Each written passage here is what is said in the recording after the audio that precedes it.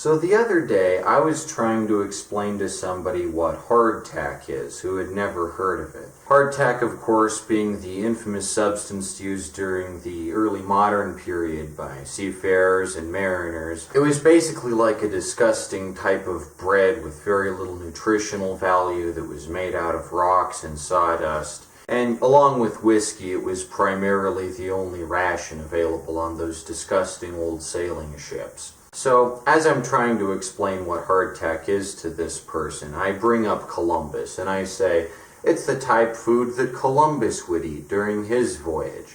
And then this person I was speaking to went, Columbus? Fuck that guy. Now, of course, this kind of struck me out of the blue, because we weren't having a discussion about Columbus, or his morality, or his place in the modern day. We were just discussing hardtack. And yet, even in conversations which are only incidentally connected to Columbus, someone would feel the need to disown Columbus, to distance themselves from Columbus's legacy.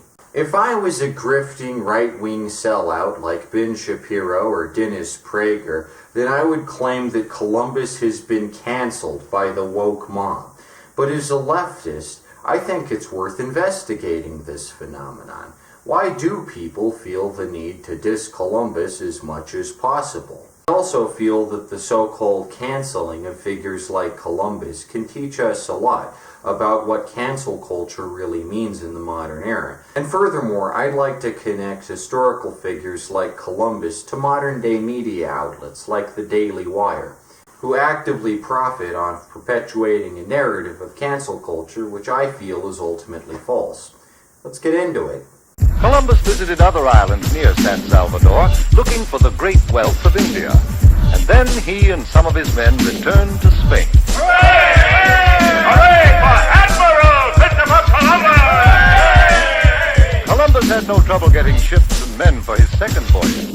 For anyone who wants my perspective on Columbus, this is generally my perspective on Columbus.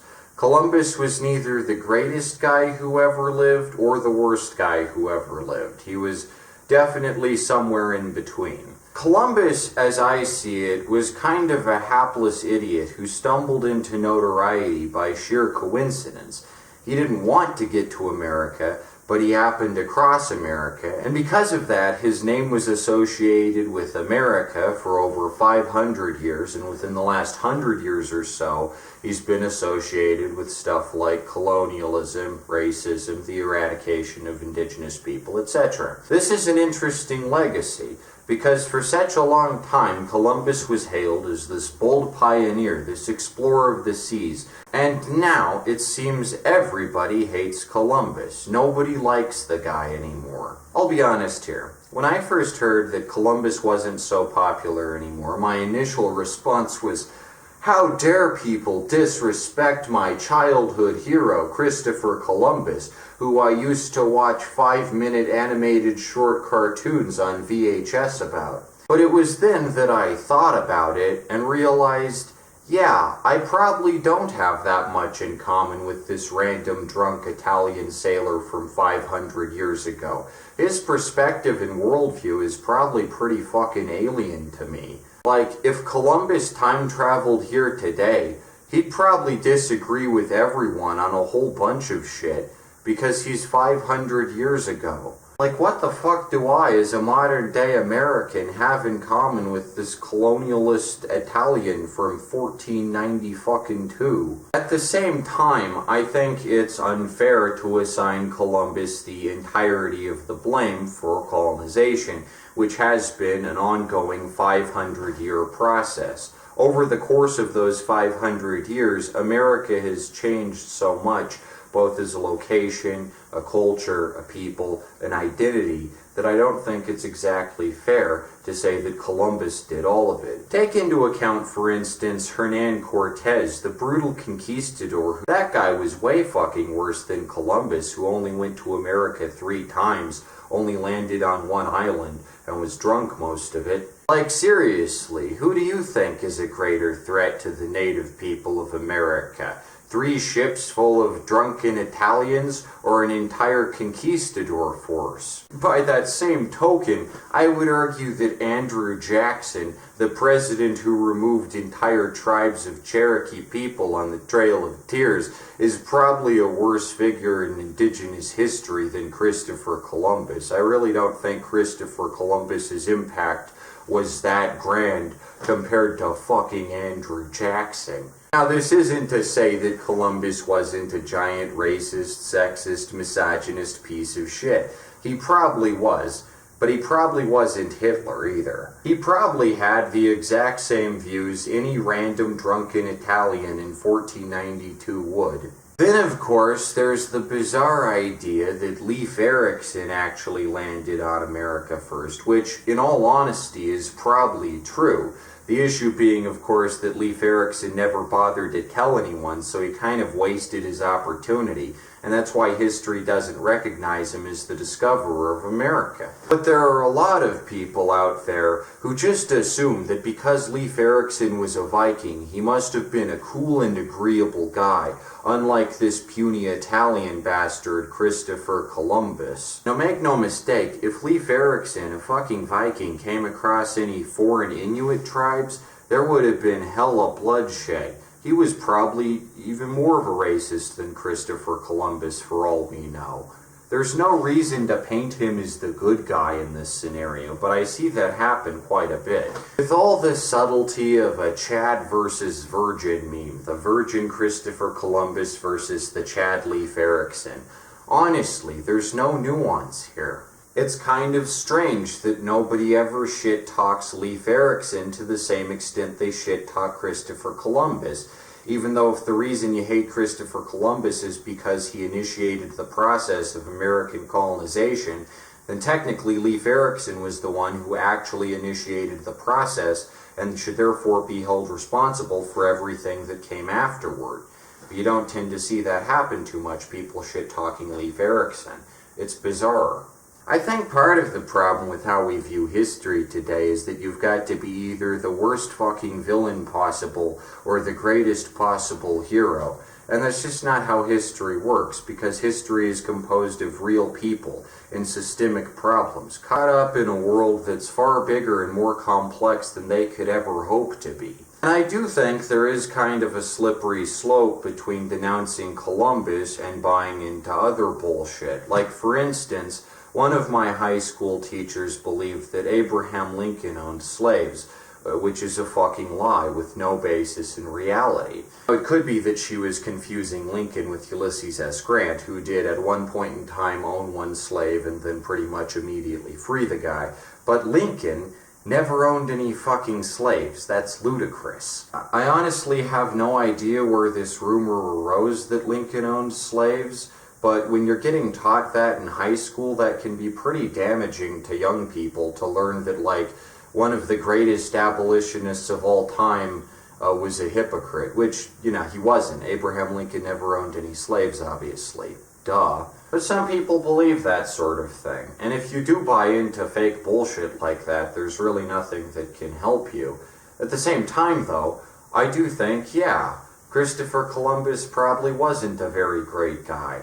Now that I look back on it, the issue, I think, is that figures like Columbus aren't treated with any nuance. We can't say, well, yeah, he was probably a naive idiot who had no idea what he was doing, but at the same time, the connection of the old world and the new is like one of the most important events in the progression of human history, roughly equivalent to the importance of the moon landing. If the first astronaut to land on the moon had been a piece of shit, like a skinhead or something, it still would have been a pretty noteworthy accomplishment for the progression of the human species. And we wouldn't necessarily have to like the skinhead astronaut, but at the same time we would have to admit that landing on the moon is kind of important. And likewise, landing on America for the first time with recorded significant impact is actually like a pretty important fucking event. So at the end of the day, Christopher Columbus, I think, does have a place in history books. What's required within those history books is nuance regarding the fact that he wasn't this valiant hero, as is espoused in so much American propaganda again and again and again. That he wasn't a Nazi per se, but he was more of just like a drunken Italian idiot with not a very good grasp on the way the world worked, which is how most Europeans were back in 1492. That isn't too much of a surprise. At the same time, though, if you do abandon your childhood idols who you grew up idolizing because propaganda told you to, like General Custer or Christopher Columbus or whatever, I think that you should also adopt new role models from history and learn from them. Figures who aren't problematic by modern standards, like Voltaire or John Brown or Malcolm X or Henry David Thoreau or any of those guys. You can learn a shit ton from them, and you shouldn't discount them just because they may have said one thing once that might possibly be construed problematic by modern standards. Everyone says something at one point or another that isn't going to perfectly align with modern standards by every conceivable metric. But for what it's worth, I would recommend getting into Voltaire or Thoreau or Malcolm X or any of those guys, because those guys are generally a lot smarter than some random drunken Italian. Which is not at all to disparage Italians. In fact, I feel Italian sailors and mariners in general have a terrible reputation. In America particularly, we tend to idolize pirates. We go, oh boy, it's Captain Kidd. Oh boy, it's Edward Teach. Oh man, it's Blackbeard. This guy is cool as fuck. In our minds, we tend to draw this arbitrary boundary between the disgusting sailors who are hired by their government and work on behalf of the Armada or whatever, and are lame and conformist and probably racist. But then we go, oh, the pirates, these guys are rebels. These guys are fucking epic. Captain Jack Sparrow ain't no racist. He ain't a misogynist. He's a rebel and a badass. Even though, like, let's be honest here. Do you think that fucking Blackbeard would be great around, like, marginalized groups or black people or women? Do you think he'd be the most forward-thinking type guy? Fuck no, of course not. He'd probably be more crude and offensive than the average sailor, who at least has to display a modicum of restraint. And again, this isn't to say sailors or pirates are better, only that we carry implicit biases in our head that are drilled in through pop culture, and we tend to give pirates a pass and just relentlessly shit on sailors. I think that's a bit weird. Like, there's these new shows, like Our Flag Means Death on HBO, which is about Blackbeard being gay. And maybe he was gay, but I really doubt Blackbeard would have modern standards or really know what being gay was, at least within a modern context, or I really doubt he'd be like a feminist or anything. I doubt back on the pirate ships there were too many gals. I mean, there was Anne Bonny, but her legacy was discounted for like hundreds of years and barely anyone ever paid any attention to her. You don't see everyone going around like, oh shit, yeah, Anne Bonny, what a great pirate. No, it's all just fucking Blackbeard and all these white guys, all these straight guys.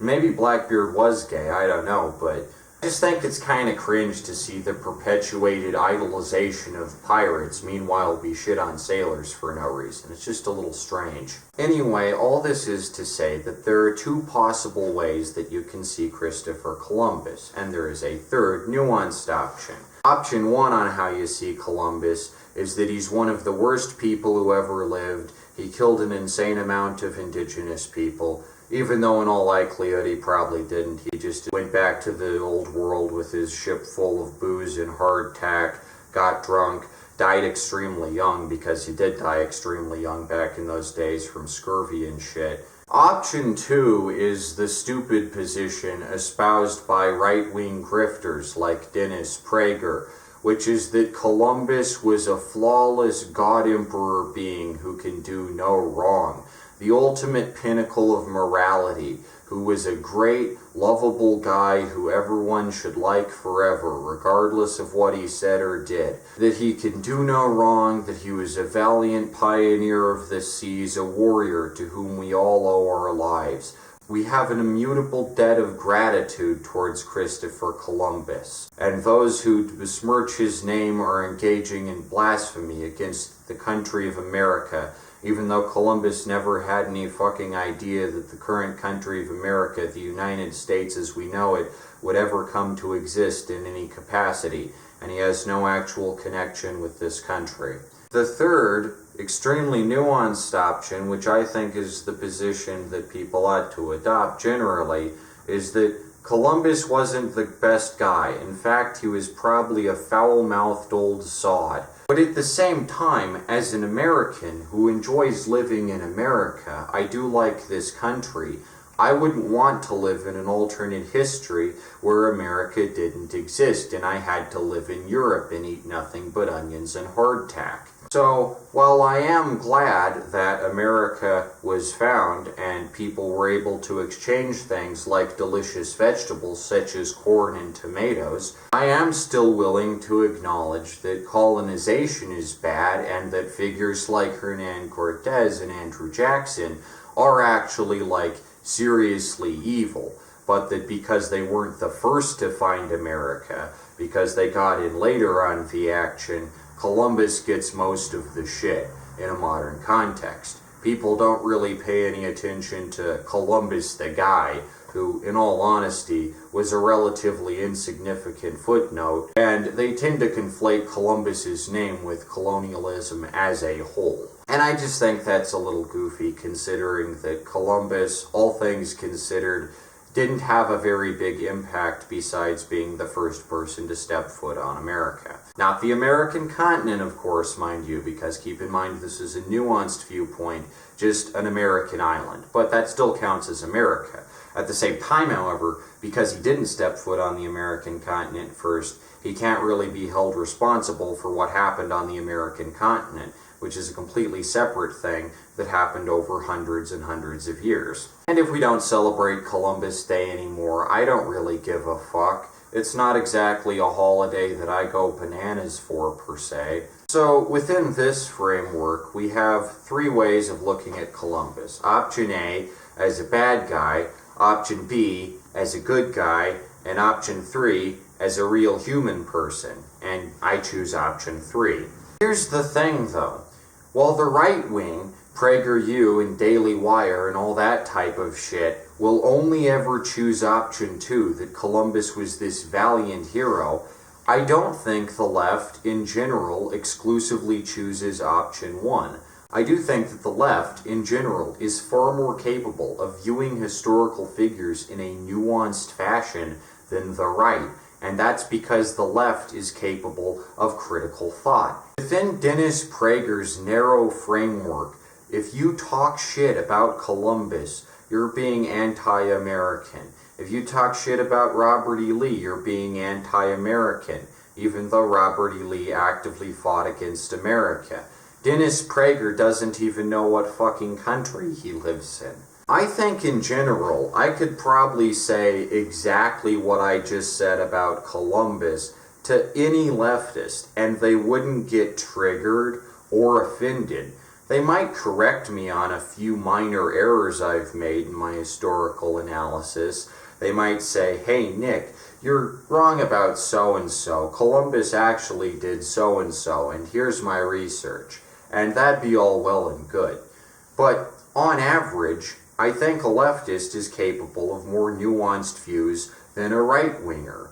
Because whereas a right-winger will only ever prop up Columbus as this wonderful guy because that's what they learned when they were 5 years old and they refused to change their views even slightly to accommodate real information, the left is flexible and open and receptive to new information. The left, as a matter of fact, depends upon new information to make well-informed judgments. The Daily Wire, for the uninitiated, is an American media conglomerate funded funded by oil billionaires such as the Koch brothers, and featuring all your favorite conservative pundits. The Avengers, a symbol of the political right.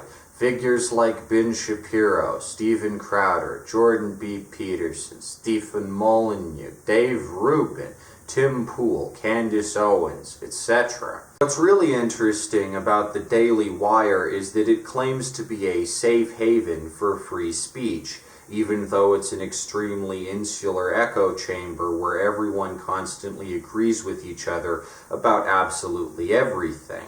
In my opinion, and I do consider myself somewhat of a free speech absolutist, not fake free speech absolutism like Elon Musk, I mean that absolutely everyone should have the right to say whatever they want, but unfortunately for the right, this applies both ways, and I should be able to say whatever the fuck I want about the right whenever the fuck I want, and there's absolutely nothing they should be able to do about it. The interesting thing about the Daily Wire being that they exclusively have right-wing people, so they're not actually getting a diverse selection of opinions. On the Daily Wire, everyone agrees with everyone about absolutely everything, so it's the most boring video content imaginable. You just sit there. As Ben Shapiro and Tim Pool talk it out, Ben Shapiro will be like, well, actually, that's why white people are the real victims. And then Tim Pool will be like, yeah, bro, that's why white people are the real victims. And then Ben Shapiro will be like, yeah, bro, that's what I just said. And this goes on for like a half hour straight with no commercial breaks because you can sign up to Daily Wire Plus for $12 a month and listen to these absolute jackasses just repeat themselves again and again and constantly agree with each other, such that nothing of value or substance is ever actually said because none of them challenge each other ideologically. Going back to my Columbus example, as I said, the left is open to new ideas. It's progressive by default. Progressivism stands in stark contrast to conservatism. If you're a supporter of ideas like patriarchy, heteronormativity, or white supremacy, you're not focusing on solving the problems in society. You're focusing on keeping them around for no fucking reason. People on the right are not focused on solving societal ills. They do not want to make life better for anyone. They actively make life more insufferable. One really bizarre facet of the culture war is that everyone who claims to get canceled, like Dr. Jordan Peterson or Ben Shapiro, claim that it's really easy for the left to get triggered. Here's the thing, I've never seen anyone on the left get triggered or have a panic attack or fall to pieces at the mere mention of an ideology that they don't agree with. In fact, the majority of leftists I've interacted with are extremely cool, sane, level-headed people who can accept that not everyone agrees with them about absolutely everything at all times. In that regard, the left denotes civility and respect for those across the aisle. Maybe a little too much respect if you catch the drift. The left is actually so tolerant, so accepting of outside ideas, and so difficult to provoke in any meaningful capacity that oftentimes they assimilate lousy ideas just by being so open to everything. Like, for instance, if I was a really cunning right-wing propagandist like Tim Pool or Ben Shapiro, one of these little smegma goblins, and I could probably take the situation outlined earlier, where I was talking to someone who wasn't a big fan of Columbus, and instead of presenting them with a reasonable, nuanced view, subtly and slowly brainwash them into believing my position, that Columbus was a valiant hero and a warrior of American history. I could probably do that if I was as full of shit as Stephen Crowder or Jordan B. Peterson, especially if the people I was talking to were young or impressionable or in college, as is Jordan B. Peterson's approach, of course. I feel that often leftist content can be alienating. If you watch a bunch of Innuendo Studios videos or Big Joel videos, you'll notice that they approach the subject of being on the political left from an academic perspective. They like to present their videos like big college essays with big terminology and fancy presentations, and pretend as if they're the real truth sayers, the big dogs out on the field. I don't approach leftism from an academic perspective. I've never been to a fucking college in my life, and I have zero interest in going to one. I approach leftism from a common sense perspective, which is to say that if you're a sane, rational, level-headed person, odds are you will eventually be swayed to the political left and leave the political right behind. Heck, I even think conservatives might be capable of rational thought if they cancel their fucking Daily Wire Plus subscription and stop paying $12 a month to this grifter company. Maybe you might have a unique opinion for once in your frickin' life. What's really bizarre about the Daily Wire is that Ben Shapiro will spend hours assuming that he's triggering the left by saying the N-word or whatever. But at the same time, nobody on the left is actually bothering to pay $12 a month to access all the paywalled content on Daily Wire Plus. So it's not as if he's offending anyone. He's just a clown in front of an empty auditorium. Nobody cares that Ben Shapiro is saying offensive shit because that's exactly what everyone expects Ben Shapiro to do. And what's even worse, he's walled himself off in his own little garden so that he doesn't even bother anyone anymore. He could probably be much more offensive if he didn't paywall his content behind a $12 a month subscription on Daily Wire Plus. Daily Wire Plus as a subscription service functions as a bizarre alternate dimension where all the shows are just total ass. Candace Owens has an Oprah-style talk show. Jordan B. Peterson pretends to be a smart guy. Ben Shapiro pretends to be cool. Classically, Abby pretends to be not Ben Shapiro's sister. It's a weird hodgepodge of nonsense, but it presents a fascinating look at what media could be like if America was actually like as stupid as these grifters want it to be. No actual TV network that takes itself seriously and has a modicum of restraint would ever option Louder with Crowder as a real TV show. But on Daily Wire Plus, it's the real shit, man. You're getting that hard-hitting truth news stream of real information that they don't want you to know about, even though all Daily Wire Plus does is prevent you from developing thoughts or opinions of your own, and it keeps you inside this little walled bubble where all you hear is Ben Shapiro and Tim Pool and Candace Owens all agreeing with each other and nodding along, and Dave Rubin is over in the corner drinking a delicious can of Crown Royale. Like I said, I've never actually seen any SJWs or purple hair type leftists get offended to the extent that Ben Shapiro or Tim Pool or the like would have you believe. As a matter of fact, it's much easier to offend somebody on the political right because they are averse to new ideas. If you showed Ben Shapiro a picture of a drag queen, his entire worldview falls to pieces in a matter of seconds, and you can watch all the humanity drain from his cheeks. If you insult, mock, or ridicule the Judeo-Christian God or any tenet of the Christian religion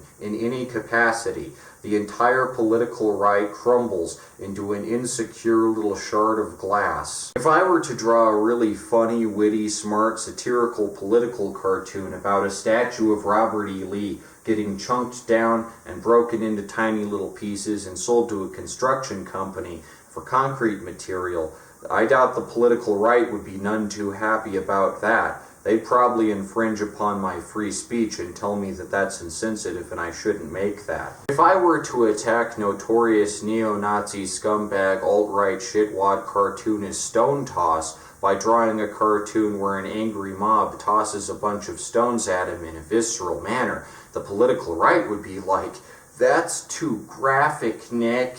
Our sensitive little boy Stone Toss over here can't handle that." The right is full of a bunch of snowflakes who complain about candies and what the fuck type shoes a candy is wearing. You expect me to see you as the side that's strong and cool and badass when you engage in the culture war to this extent, when your ego is this fragile as to give a shit about what type shoes a candy is wearing, or when someone in some movie is gay, you expect me to see you and take you seriously as a political figure of any authority? This is the long and short of it, and it's a depressing reality, but straight white cis people are gradually becoming a bit more cringe with each passing year. There was a time, certainly, when straight white cis people like Abraham Lincoln were around.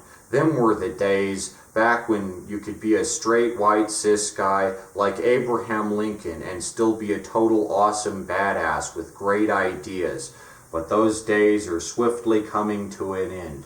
And these days, all the guys tend to look like Tim Pool. The more cringe white straight cis people become, the more alienating they'll be to demographics that don't fall inside their extremely narrow, short-sighted, limited demographic. I guarantee that in a hypothetical alternate universe where every guy was Tim Pool and every girl was Abby Shapiro, the human race would go extinct immediately because nobody would be attracted to each other anymore. The Daily Wire tends to attack the woke mob for being too woke, even though being woke means being aware of societal issues that affect real people, systemic problems that can be changed and overcome. Being woke implies consciousness. I wonder what the opposite of being woke is.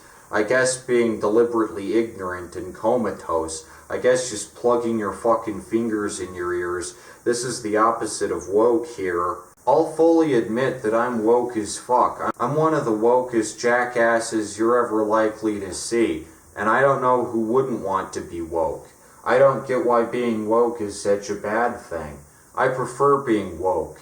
I eat woke with my cup of breakfast, man. Ben Shapiro and Candace Owens and Steven Crowder and Dennis Prager and all these cringe-worthy right-wing political pundits only want hegemony and placidity and never want to have their views called into question at all. As somebody who lives in the real world and has seen firsthand the impact of societal issues and the complex systems and structures under which America exists, I think it's extremely important to remain cognizant of how these systems affect us as people and how they affect everyone around us. That's what being woke denotes. If you're not woke, you're just a fucking idiot by your own choice. And there's nothing cool or awesome or epic about that. And you're not owning anyone. You're only sinking deeper into the political morass such that nobody is going to vote for you anymore. The Daily Wire is an intense shit show that has single-handedly turned the political right into a massive laughingstock for anyone with 2 brain cells. It, along with PragerU, are propaganda machines that are so blatantly obvious in their intent and everything they have to say, they can't even dog whistle all that well. They're really bad at hiding just how lousy, offensive, outdated, incorrect their ideas are.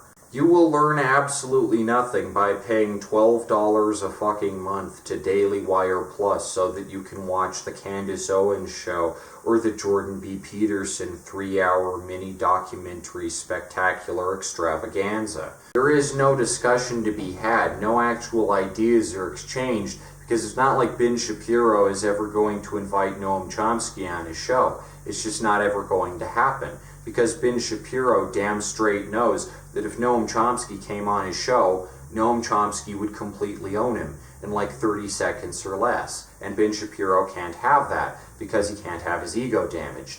And he can't, above all else, admit that what he says is wrong. Ben Shapiro is averse to becoming a better person, and there's nothing you or I or anyone can do to make him a better guy. He's going to remain an absolute laughingstock for the remainder of his career. Entirely of his own choice. He's doing this to himself. And circling all this around to cancel culture, I've found that cancel culture is a fake, made-up phenomenon for extremely rich, privileged people who have never had to deal with any kind of adversity during their entire lifespan.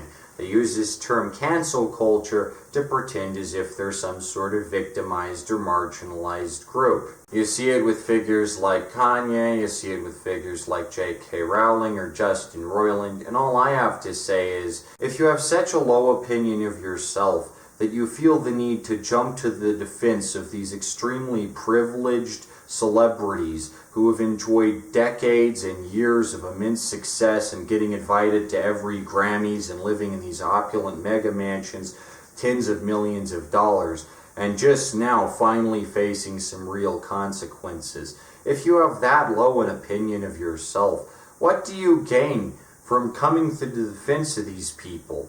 Do you think they'll notice you or appreciate you? Do you think you matter anything to them? I guarantee Justin Roiland doesn't see you, the one lone Rick and Morty fan. He doesn't even know you exist. You're a number on a data sheet to him. I, of course, being an actual free speech absolutist who is actually in favor of free speech, believe that not only should Justin Roiland and J.K. Rowling be able to say whatever stupid shit they want, but we on the left should be able to make fun of them to high heaven, ridicule them until the cows come home and nobody takes them seriously anymore. I think it's our duty and our responsibility to hold those in positions of power accountable for their toxic and terrible behavior. And in that regard, I guess you could say that yes, I am a proponent of cancel culture because I think personal accountability and responsibility is extremely important. But I don't believe that the left is capable of weaponizing censorship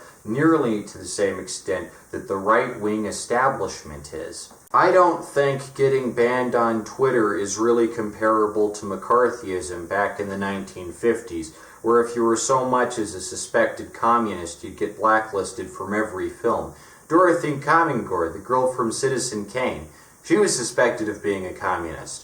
Her career fucking died. That was the original canceling, so I'd say it's only fair, because back in the 1950s, if you were a socialist, you didn't exactly have too many opportunities in the entertainment industry. So, if the hammer and sickle is flying over Hollywood tomorrow, I think that could honestly be an improvement over that parasitic dung heap. You see, I'm a free speech absolutist in that I believe that canceling isn't real. You're not canceled, you're not dead, you can still say whatever the heck you want. Maybe you can't say it on Twitter, maybe you can say it on Twitter. Or you can found your own alternative media company like the Daily Wire and make $12 a month off a bunch of idiots who pay to watch you agree with yourself. But no matter the case, free speech should apply to absolutely anyone.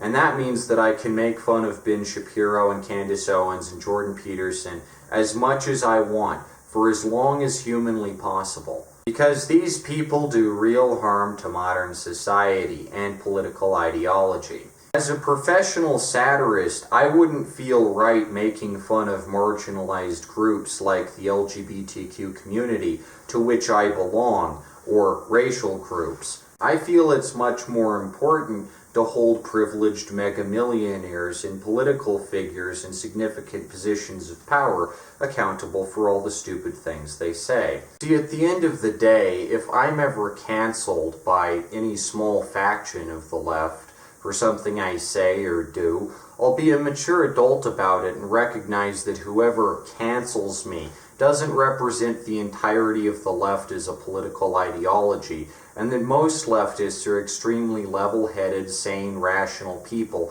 who understand the concept of nuance and don't understand the world in a binary format. I could be a sellout and grifter and join the cause of the Daily Wire, but the fact of the matter is that I don't get funding from anywhere to produce this political-oriented content and push it onto the internet. I do it purely out of my own interest. I'm not funded by oil billionaires. I'm not funded by anyone.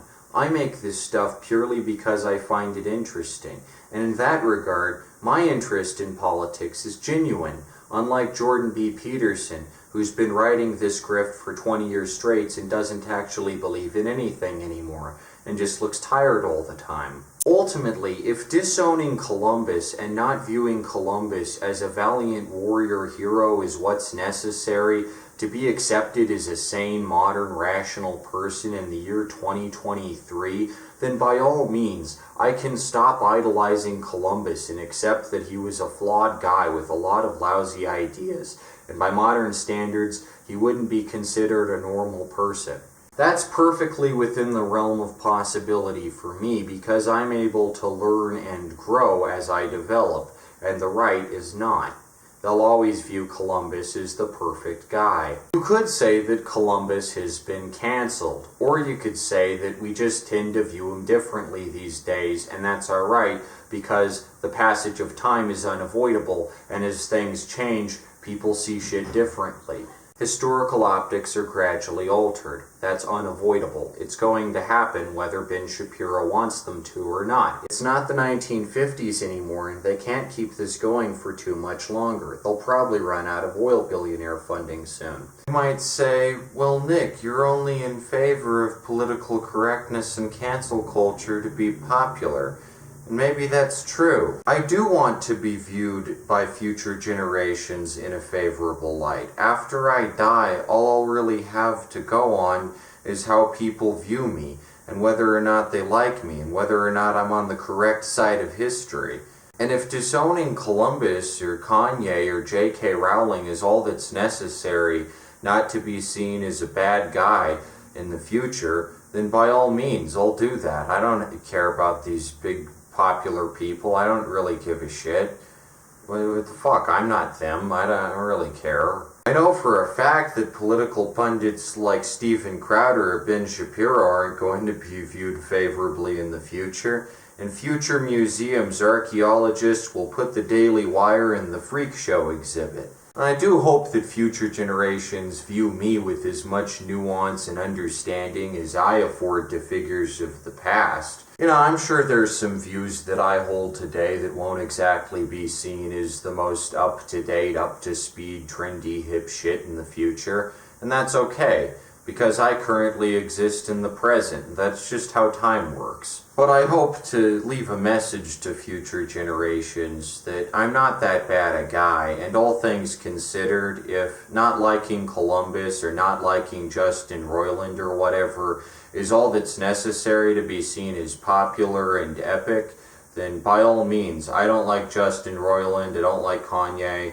I don't like a lot of these people, to be honest. A lot of them kind of leave a sour taste in my mouth. They're kind of cringe. The woke mob is a paranoid delusion created by the Daily Wire. It doesn't exist. There aren't any leftists who are as intolerant as the average right-winger. The left espouses a philosophy of tolerance and self-acceptance, and the right wing espouses a philosophy of shame. You probably wouldn't believe the number of LGBTQ and black celebrities who have been canceled over the course of history by the right-wing media establishment. Cancel culture is bullshit. There is no such thing. All that exists is personal accountability. And if you think that cancel culture is what Twitter does, just get the fuck off of Twitter. It's not that hard. I don't use Twitter. I should hope that if I ever become a giant celebrity like Justin Roiland or the like, that if I do something horrible, society holds me accountable and keeps my massive ego in check. That's what I would expect. That's how to keep a healthy celebrity media ecosystem. If I ever do get canceled, I really won't care. Even if I get canceled by the left, I won't fucking care. I won't become a right-wing grifter. I won't go the Ariel Pink route and guest star on Tucker Carlson Tonight, because honestly, I couldn't stand sitting apart from that lump of butter. I don't want to be in the same room as Tucker Carlson. I don't want to be seen doing that cringe. I have dignity. I have a reputation to uphold. And even if I'm caught doing something insanely offensive in the future, and the entirety of the left cancels me, I'm gonna keep saying, I hold leftist principles and I'm not a Trumpist. I don't give a shit about Donald Trump. Did Donald Trump get canceled? Yeah, maybe. Great.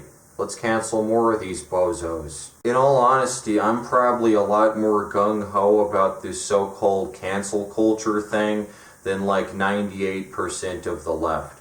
Most of the left has just kind of resigned themselves to the fact that figures like Nick Fuentes and Justin Roiland and other perpetuators of racism or toxic masculinity exist.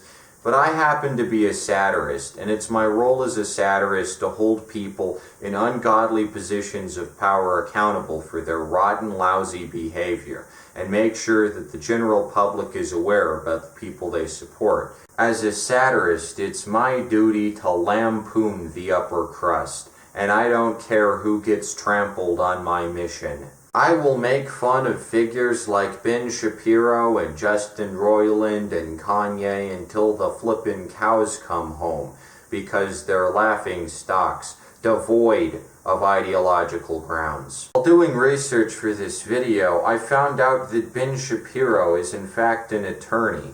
I never even knew Ben Shapiro was an attorney, because all he does is get pissy on his little internet show.